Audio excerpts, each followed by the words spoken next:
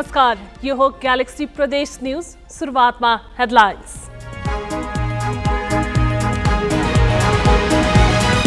लुम्बिनी प्रदेश सभा सदस्यहरूको शपथ ग्रहण भोलि पुस 18 गते दिउँसो 1 बजेका लागि प्रदेश सभा अधिवेशन आह्वान। पोखरा अन्तर्राष्ट्रिय विमानस्थल उद्घाटनको खुशीमा भोलि पोखरा महानगरपालिकामा सार्वजनिक विदा, प्रधानमन्त्री दाहालले उद्घाटन गर्ने। प्रत्येक वर्ष औसतमा 500 भन्दा बढी विपदका घटना भए पनि ठोस कानून नहुँदा मन्त्रालयको पटके निर्णयको भर, बेपत्ता भएकाका परिवार राहत पाउनबाट वञ्चित। र सुनसरीको धरान उपमहानगर र दुहबी नगरपालिकाले बेवास्ता गर्दा विराटनगर धरान सडक निर्माण अलपत्र, सडक सीमाभित्र पर्ने घर टहरा हटाउन स्थानीय तहको आनाकानी।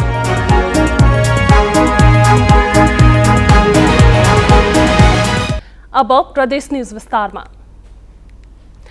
लुम्बिनी प्रदेशसभा सदस्यको शपथ भोलि हुने भएको छ। नवनिर्वाचित प्रदेशसभा सदस्यलाई प्रदेश प्रमुख अमिक शेरचनले शपथ गराउनेछन्।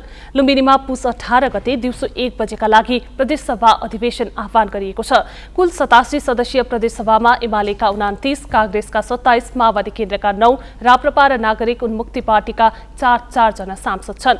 यस्तै जसपा, लोसपा, जनमत पार्टी र स्वतन्त्रका 3 सांसद छन्। एकीकृत समाजवादी र राष्ट्रिय जनमोर्चाबाट 1 जना सांसद रहेका छन्। नयाँ गठबन्धनसँग सरकार गठनका लागि आवश्यक बहुमत सजिलै पुग्छ। लुम्बिनीमा एमाले र माओवादी केन्द्रले मुख्यमन्त्रीमा दावी गरेको छ। लुम्बिनीमा सरकारको नेतृत्व एमालेको भागमा पर्न सक्ने आकलन गरिएको छ।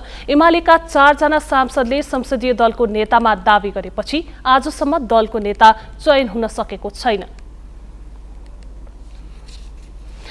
पोखरा अन्तर्राष्ट्रिय विमानस्थल उद्घाटनको खुशीमा पोखरा महानगरपालिकाले भोलि सार्वजनिक विदा दिने भएको छ। भोलि आइतबार प्रधानमन्त्री पुष्पकमल दाहालले विमानस्थलको उद्घाटन गर्ने कार्यक्रम छ। भोलि अमरसिंह चोकदेखि विमानस्थलसम्म विभिन्न जात जातिको सांस्कृतिक झाँकी सहित र्याली निकालिनेछ। करिब 5 दशकअघि विमानस्थलको परिकल्पना गरी जग्गा अधिग्रहण सुरु गरेका तत्कालीन अञ्चलाधीश शंकर राज पाठकलाई अभिनन्दन गर्ने कार्यक्रम छ। उद्घाटन कार्यक्रममा उपप्रधानमन्त्री तथा अर्थमन्त्री विष्णु पौडेल, विभिन्न राजनीतिक दलका नेताहरू, उद्योगी तथा पर्यटन व्यवसायको वृहत सहभागिता रहने पोखरा अन्तर्राष्ट्रिय विमानस्थलका निर्देशक विक्रम गौतमले बताए। फेब्रुअरी 23 देखि दैनिक 18 घण्टा उडान हुने उनले बताएका छन्। बर्दियाको राजापुरमा रहेको प्राथमिक स्वास्थ्य केन्द्र प्रमुख विहीन हुँदा बिरामी उपचार सेवाबाट वञ्चित भएका छन्। करारका एक मात्र विशेषज्ञ चिकित्सकले राजीनामा दिएपछि मङ्सिरदेखि स्वास्थ्य केन्द्रमा उपचार सेवा रोकिएको हो। चिकित्सक नहुँदा सामान्य उपचारका लागि समेत सदरमुकाम, गुलरिया तथा नेपालगञ्ज धाउन बिरामी बाध्य छन्। यहाँ डाक्टर नभएको हुनाले ठुलो आपत्ति छ। अस्ति पनि मलाई चक्कर आएर पल्ट्यो। यहाँ डाक्टर लगाएपछि डाक्टरले कसैले नहेरिदिएपछि यहाँका साना डाक्टरले एमबिबिएस छैन, म नेपालगञ्ज प्राइभेटमा जानुपर्छ। मेरो लागि भन्नुपऱ्यो इन्सुरेन्स बानेको डन्नातिरे जस्तो भइराखेको छ।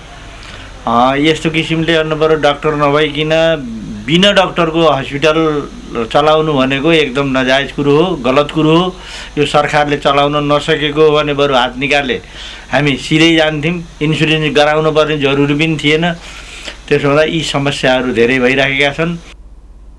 विशेषज्ञ चिकित्सक अभावमा हाल सीएमए र एचएले बिरामी जाँच्ने गरेका छन्। चिकित्सक नहुँदा अस्पतालमा भिडियो एक्सरे, सम्पर्दंश लगायत अत्यावश्यक सेवाहरू रोकिएको छ। क्लियर भइसकेको छ। अब यसमा हाम्रो मेयर साहब नै जाँदै हुनुहुन्छ 2-4 दिनमा काठमाडौँ।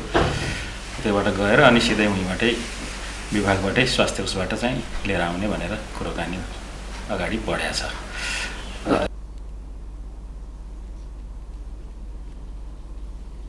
हाल अस्पतालमा राजापुर नगरपालिका र गेरुवा गाउँपालिका लगायत ठाउँबाट उपचारका लागि बिरामी आउने गर्छन्।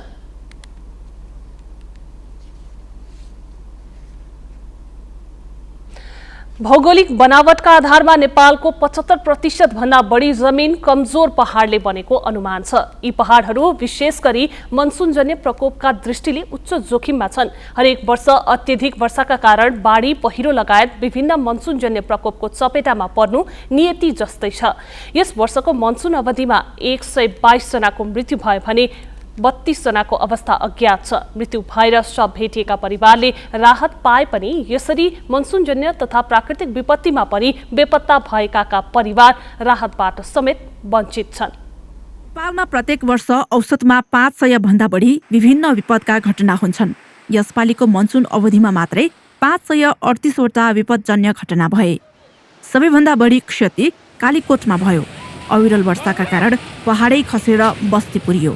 8 जनाले ज्यान गुमाए भने 17 जना घाइते भए। 197 परिवारको बिचल्ली भयो। प्रमुख जिल्ला अधिकारीका अनुसार 16 जना अझै बेपत्ता छन्।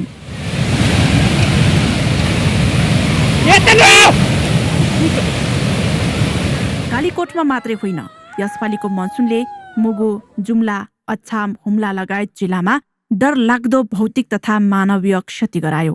बाढी, पहिरो र भारी वर्षाका कारण यस वर्षको मनसुनमा 122 जनाले ज्यान गुमाए।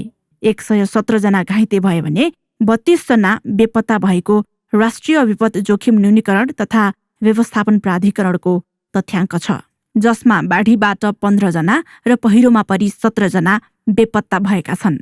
2067 सालदेखि हालसम्मको तथ्याङ्क हेर्ने हो भने देशभरबाट 563 जनालाई बाढीले बेपत्ता पारेको छ। पहिरोका कारण 347 जना लामो समय खोजी गर्दा समेत भेटिएका छैनन्।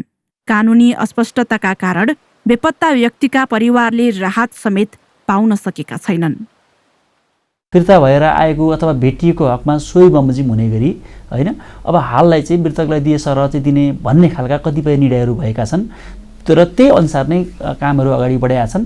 तर यसमा बेपत्ता हकमा स्पष्ट रूपमा यसरी नै उहाँलाई राहत दिनुपर्छ भन्ने खालको चाहिँ कानुनमा स्पष्ट व्यवस्था छैन। मनसुनजन्य तथा अन्य प्राकृतिक विपत्तिमा परि मृत्यु भएमा सरकारले मृतक परिवारलाई 2 लाख रुपैयाँ राहत स्वरूप दिन्छ। लामो समयसम्म खोजी गर्दा पनि नभेटिएको खण्डमा बेपत्ता भएका परिवारको पीडालाई सम्बोधन गर्न सहानुभूति स्वरूप सरकारले राहत दिने गरेको छ। सरकारले मृतक परिवारलाई दिए सरह नै राहत रकम उपलब्ध गराउँदै आएको छ। यस वर्ष 32 जना बेपत्ता भएकोमा 7 जनाको परिवारले यस्तो राहत पाएका छन्। बाँकी परिवारले पाउनुपर्ने राहत प्रक्रियामै रहेको गृह मन्त्रालयको भनाइ छ। विपदमा बेपत्ता हुने व्यक्तिका परिवारलाई राहत दिने ठोस कानुनी व्यवस्था नभएकाले मन्त्रालयले पटक्की निर्णय गर्नुपर्छ। राहत रकम वितरण गर्ने सन्दर्भमा कोही मान्छे बेपत्ता भएको देखिन्छ, उसलाई चाहिँ अरू कानुनी प्रक्रियामा जाँदाखेरि निकै लामो समयसम्म लाग्ने र झन्झटिलो हुने भएको हुँदाखेरि मृत्यु भए सरह राहत दिनु भनेर हामीले पटक्कै निर्णय गरेर जिल्लालाई पठाएको छ। गत साउन 10 गते मात्रै विपद जोखिम न्यूनीकरण तथा व्यवस्थापन कार्यकारी समितिको बैठकले विपद व्यवस्थापन कोष सञ्चालन कार्यविधि 2079 स्वीकृत गरेको छ। गृह मन्त्रालय अन्तर्गतको विपद व्यवस्थापन कोषमा रहेको रकम प्राधिकरणलाई हस्तान्तरण गर्ने निर्णय गत कार्तिक 30 गते भएको थियो। प्राधिकरणले स्वायत्त रूपमा निर्णय गर्न सक्ने कार्यविधि बने पनि बेपत्ताका परिवारले राहत पाउन कति कुर्नुपर्ने हो यकिन छैन। क्यामेरामा जया तामाङका साथमा शिखा श्रेष्ठ, ग्यालेक्सी 4K, काठमाडौँ। लमजुङ र गोर्खाको सीमा चेपे खोलामा निर्माणाधीन 7 मेगावाटको चेपे ए जलविद्युत आयोजना निर्माणको काम ठप्प छ। मङ्सिर अन्तिम साता लमजुङको राइनास स्थानीय बासिन्दाले आयोजना कार्यक्रममा तोडफोड र आगजनी गरेपछि निर्माणको काम अन्योलमा रहेको हो। आयोजनाले राइनास स्टार सिँचाइको मुहानभन्दा 150 मिटर तल पानी झार्ने र यसले सिँचाइ आयोजना ठप्प हुने भन्दै विरोधमा स्थानीयवासीले आयोजनाको कार्यालयमा आगजनी र तोडफोड गरेका थिए।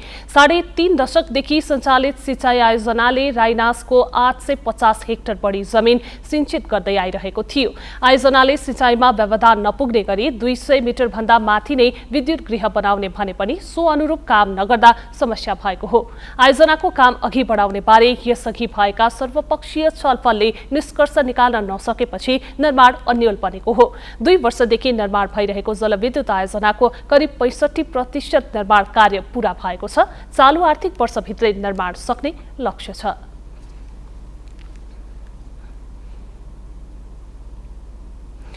नेपालबाट दुई छिमेकी मुलुक भारत र चीनसँग जोड्ने कोशी राजमार्गमा पर्ने विराटनगरदेखि धरानसम्मको 6 लेन सडक निर्माणाधीन छ। राष्ट्रिय गौरवको आयोजना समेत रहेको उक्त सडकको पहिलो चरणको 49 किलोमिटर मध्ये 42 किलोमिटरको काम अन्तिम चरणमा पुगेको छ। आगामी असारमा आयोजनाको समय सकिँदैछ। तर सुनसरीका दुई पालिकाभित्र पर्ने 7 किलोमिटर सडक मुख्य बजारमा ठेक्का समेत लाग्न सकेको छैन। सडक सीमाभित्र पर्ने घर टहरा हटाउने दायित्व स्थानीय तहको रहे पनि दुहवी नगरपालिका र धरान उपमहानगरले बेवास्ता गर्दा राष्ट्रिय आयोजना अलपत्र मात्रै बनेको छैन, राज्यले समेत ठूलो क्षति बेहोर्ने पर्ने देखिएको छ। राष्ट्रिय गौरवको आयोजना रानी विराटनगर धरान हुँदै चीनको सिमाना किमाथाङकालाई जोड्ने 6 लेन सडक निर्माणको काम अन्तिम चरणमा पुगेको छ। आयोजनाले जोगवनीदेखि धरानको तीनकुनेसम्मको 42 किलोमिटर सडकको करिब 80% काम सम्पन्न गरिसकेको छ। तर दुहवी बजारको 2 किलोमिटर सडक र धरानको तीनकुनेदेखि 0 पोइन्टसम्मको 5 किलोमिटर खण्डमा हालसम्म ठेक्का लाग्न सकेको छैन। आयोजनाले 6 लेन सडक निर्माण गर्दा सडकको बीच भागबाट दायाँ बायाँ 25-25 मिटर चौडा पार्नुपर्ने मापदण्ड छ। तर विक्रम सम्वत 2054 सालमा तत्कालीन मन्त्री परिषदको बैठकले दुहवी बजारको 2 किलोमिटर सडकलाई साँघुरो पार्ने गरी दायाँ बायाँ 8-8 मिटर मात्रै छोड्ने निर्णय गरेको थियो, जसका कारण आजसम्म उक्त स्थानमा कसरी सडक निर्माण गर्ने भन्ने अन्यल छ। यदि 25-25 मिटर दायाँ बायाँ छोड्दा मुख्य बजारका 208 वटा घर भत्काउनु पर्ने हुन्छ। त्यस्तै धरानको तीनकुनेदेखि 0 पोइन्टसम्मको 5 किलोमिटर सडकमा पनि समस्या उस्तै छ। बजार क्षेत्रबाट 6 लेन सडक निर्माण गरे यहाँका 1000 भन्दा बढी घर भत्काउनु पर्ने हुन्छ।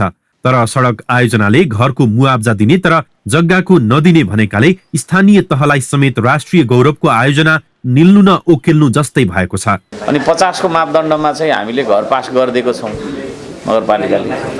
त्यो भनिसकेपछि उसको त्यो लिगल प्रोपर्टी भयो हैन। अब हाइवेले माग्छ त्यही माग्छ फेरि हैन, त्यहीबाट लानुपर्छ, यही हो हाम्रो भन्छ। अब गो अहेड भनिदिउँ घर भत्काउनु पर्ने देखिन्छ हैन। त्यसमा पनि भोलि स्टे अर्डर के दुनियाँभरको होला। अनि मैले उहाँहरूसँग एकचोटि छलफल नगरिकन हुँदैन। आयोजनाले सडक सीमा भित्रका संरचना नहटाई ठेक्का लगाउन नमिल्ने बताउँदै आएको छ। 6 महिना भित्रमा दुहवी र धरानमा स्थानीय सरकारसँग समन्वय गरेर ठेक्का प्रक्रिया अघि बढाउने तर काम हुन नसके सडक डिभिजन कार्यालय विराटनगरको जिम्मा लगाउने तयारी आयोजनाले गरेको छ। 2 किलोमिटर बाँकी छ, त्यसमध्ये हामीले 630 मिटर जसलाई बिल्ट अप एरिया घोषणा गरेको छ। त्यसबाहेक 1300 मिटरको लागि हामी ठेक्का लगाउने प्रोसेसमा छौँ। हाम्रो फाइल अर्थ मन्त्रालयमा गइसकेको छ, त्यहाँबाट स्वीकृत हुने बित्तिकै हामी यता ठेक्का लगाउँछौँ। बाँकी बचेको 630 को लागि पनि मुआब्जा वितरण गर्ने गरी हामीले उता मन्त्री परिषदमा आजभन्दा पहिले हो, म यहाँ आउनुभन्दा पहिले पेश भएको छ। त्यो आयो भने हामीले त्यहाँ पनि ठेक्का लाउने, आएन भने पनि यो योजना सरेर जाने भनेको डिभिजन कार्यालयलाई हो। अहिले पनि हामीले तीनकुनेसम्म काम गरिरहेको छौँ। त्यसपछि तीनकुने पारी त सडक डिभिजन विराटनगरले गरिरहेछ भने उहाँहरूले गर्नुहुन्छ, काम नहुने होइन। 10 अर्ब 98 करोडमा सम्पन्न हुने आयोजना स्थानीयदेखि सङ्घसम्मका सरकारले बेवास्ता गर्दा अलपत्र बनेको छ, जसले गर्दा नेपालबाट चीन र भारतसँगको व्यापारिक नाका निर्माण हुनेमा आशंका बढेको छ। सुनसरीबाट प्रकाश तिमसिनाको रिपोर्ट। दैलेखको दुल्लु नगरपालिका स्थित पादुका मन्दिर नजिकै खेतमा धार्मिक तथा पुरातात्विक महत्त्वको अग्निदेव हंस ज्वाला बल्न थालेको छ। 2007 सालमा आएको बाढीमा हराएको ज्वाला पादुका खोला किनारमा अवस्थित पुरानो जीर्ण मन्दिर नजिकै बल्न थालेको हो। स्थानीय युवा उज्जेरनाथ योगीले जीर्ण मन्दिर सरसफाई गर्ने क्रममा तलबाट ग्यास आएको देखेपछि आगो बालेका थिए। त्यसपछि ज्वाला निरन्तर बलिरहेको छ।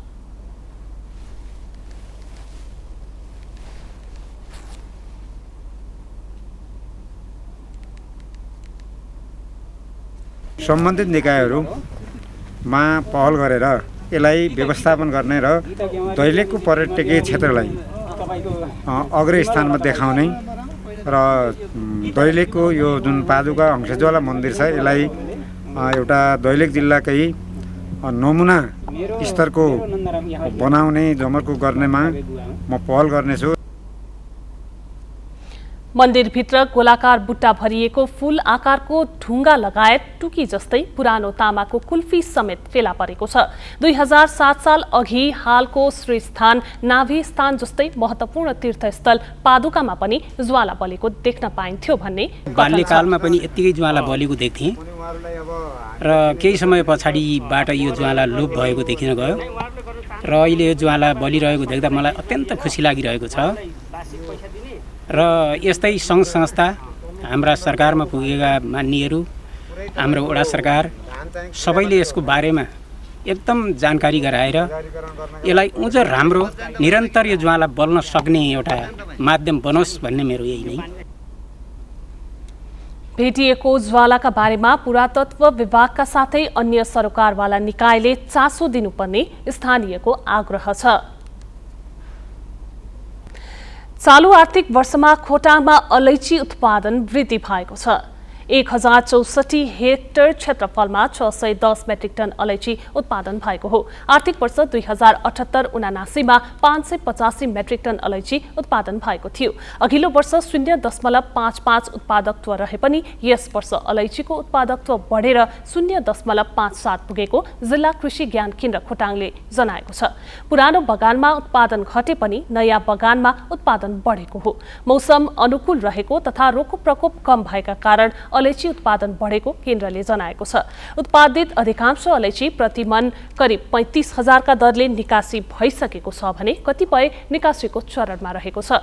कतिपय किसान अलैचीको बजार भाव बढ्ने र त्यही मौकामा बिक्री गर्ने प्रतीक्षामा छन्। भण्डारणमा राखेको अलैचीको भाव निरन्तर ओह्रालो लाग्दा कुनै समय प्रतिमन 1 लाखसम्ममा अलैची बिक्री गरेका किसान भने निराश छन्।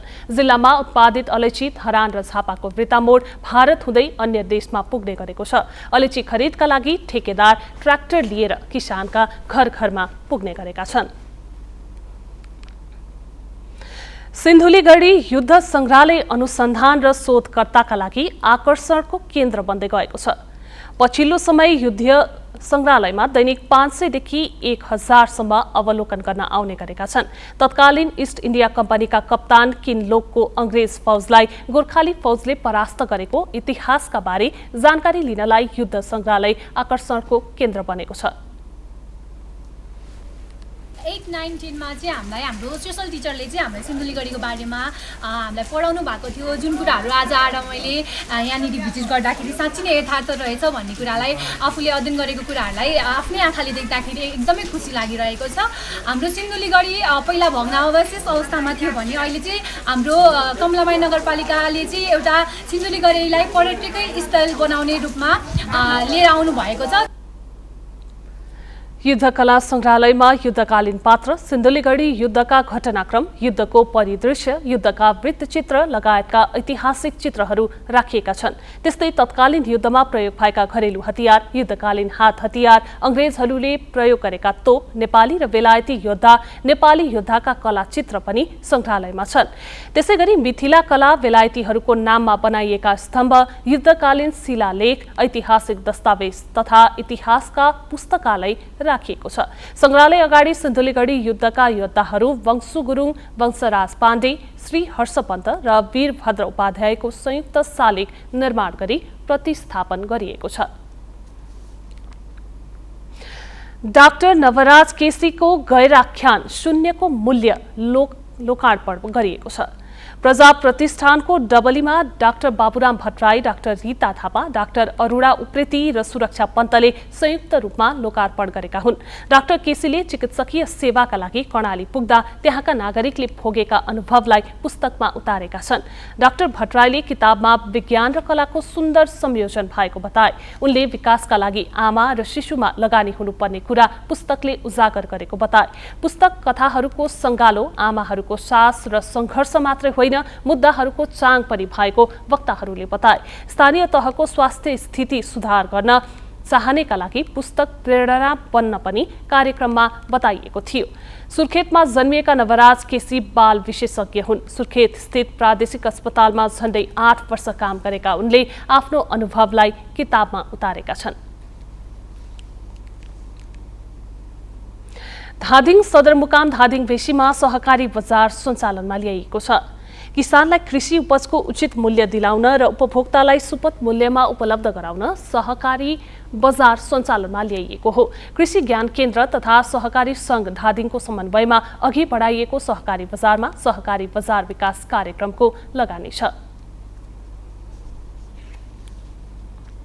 उत्पादन भएका उत्पादित कृषि फलफुल र दुधजन्य चिजहरूलाई बिक्री वितरण गर्ने, यसको बजारीकरण गर्ने, किसानलाई प्रत्यक्ष रूपले यहाँ लिएर आउँदा पनि हुने र हामी आफै पनि जिल्ला सहकारी सङ्घले त्यो कृषकले जहाँ उत्पादन गरेको छ त्यहाँ गएर हामी त्यो चिज कलेक्सन गरेर ल्याउने र कृषकलाई उचित भाउ त्यही दिन त्यो दिनको कालीमाटी तरकारी बजारको अघिल्लो दिनको मूल्य श्रृङ्खलामा आधारित रहेर हामी त्यो चिजको चाहिँ भाउ निर्धारण गरेर किसानलाई ती चाहिँ उसको भाउको चाहिँ मैले यति रुपियाँ प्राप्त गरेँ भनेर भन्ने उद्देश्यका साथ जिल्लाको सहकारी बजार भनेर शुभारम्भ गरेका छौँ।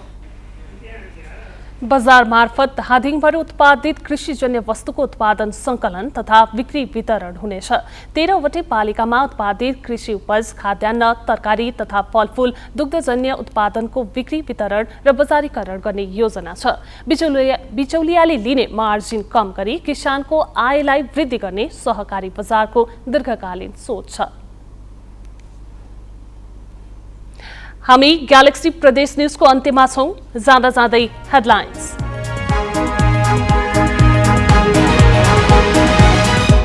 लुम्बिनी प्रदेशसभा सदस्यहरूको शपथ ग्रहण भोलि पुस 18 गते दिउँसो 1 बजेका लागि प्रदेशसभा अधिवेशन आह्वान।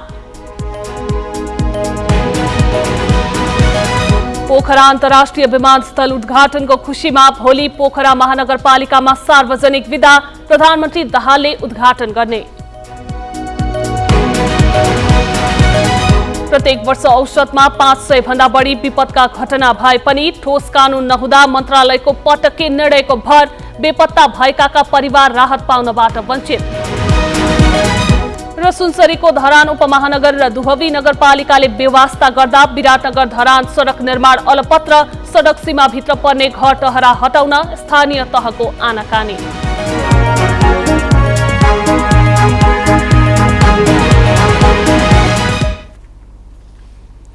ग्यालेक्सी प्रदेश न्यूज अहिलेलाई सकियो। राति 8 बजे ग्यालेक्सी न्यूज आवर लिएर आउनेछौँ।